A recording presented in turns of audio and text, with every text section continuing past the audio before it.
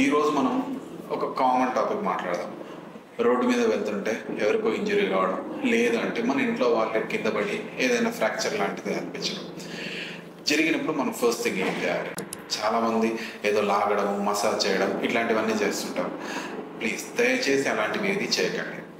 First thing, fracture అయిన పేషెంట్కి చాలా పెయిన్ ఉంటుంది. అది ఆ పెయిన్కి మనం ఇట్లాంటి మసాజ్లు కానీ లాగడం కానీ చేస్తే ఇంటెన్సిటీ ఆఫ్ పెయిన్ పెరిగి ఆ ఎఫెక్ట్ అనేది హార్ట్ మీద పడడం ఇట్లాంటివి జరుగుతుంటాయి. సో మనం చేయవలసినవి ఏంటి? ఎనీ బోన్ ఏదైనా సరే మీకు విరిగిందని డౌట్ ఉన్నా కానీ ఫస్ట్ పెయిన్, ఇంట్లో ఏదైనా చిన్న పెయిన్ కిల్లర్ ట్యాబ్లెట్ ఉంటే అది ఇవ్వండి. అండ్ ఐస్ ప్యాక్ పెట్టండి. ఎందుకు అంటే మనం ఐసింగ్ ఇస్తుంటే ఒకటి ఆ ఏరియాలో స్వెల్లింగ్ తగ్గుతుంది, దాంతోపాటు పెయిన్ నమ్మ అవుతుంది. సెకండ్ థింగ్, చుట్టుపక్కల ఏదైనా స్ప్లింట్ లాంటిది కానీ గట్టిగా ఉన్న కార్డ్బోర్డ్ లాంటిది అయినా సరే తీసుకొని ఆ ఎముకని ఎంత స్ట్రైట్గా ఉంటే అంత స్ట్రైట్గా ఉండేటట్టు చూడండి. అంటే దాన్ని నార్మల్గా విరగకముందు ఎట్లా ఉంటుంది అలాగని మీరు లాగడం, గుంజడం అట్లాంటివి చేయకండి.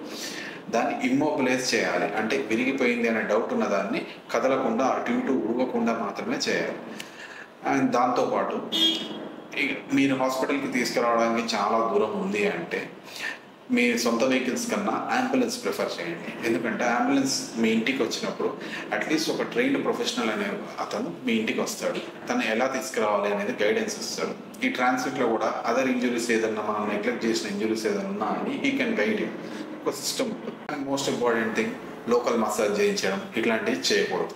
ఎందుకు అంటే మరీ పర్టికులర్గా పిల్లలకి మోచేతి దగ్గర ఇంజురీస్ అయినప్పుడు మసాజింగ్ అలాంటివి చేస్తే ఎక్సెస్ బోన్, దాన్ని మయోసైటిస్ ఆసిఫికెన్స్ అంటారు. దానివల్ల మూమెంట్ అనేది కంప్లీట్గా లాస్ అవ్వడం, కండ లోపల ఎముక తయారు కావడం ఇట్లాంటివి జరిగి ఫర్దర్గా లైఫ్ టైం మూమెంట్ లేకుండా తయారవుతుంది. సో నేను చెప్పిన జాగ్రత్తలు అంటే ఫస్ట్ ఎయిడ్ లాగా చేసి వెంటనే as soon as possible hospital shift చేయండి. లాంగ్ డిస్టెన్స్ అయితే better come in and ambulance. Short distance అయితే ఓకే స్టేబుల్గానే ఉన్నాడు, చిన్న ఇంజురీ అంటే మీ సొంత వెహికల్. ఒకవేళ నడుముకి అక్కడ ఇక్కడ మీకు డౌట్స్ ఉన్నాయి, నడుముకి ఏమైనా ఇంజురీ అట్లాంటిది ఉంది అంటే ఫ్లాట్గా పడుకోబెట్టండి. అంబులెన్స్ వచ్చాక అంబులెన్స్లో ఎక్కించుకొని తీసుకుంటాండి.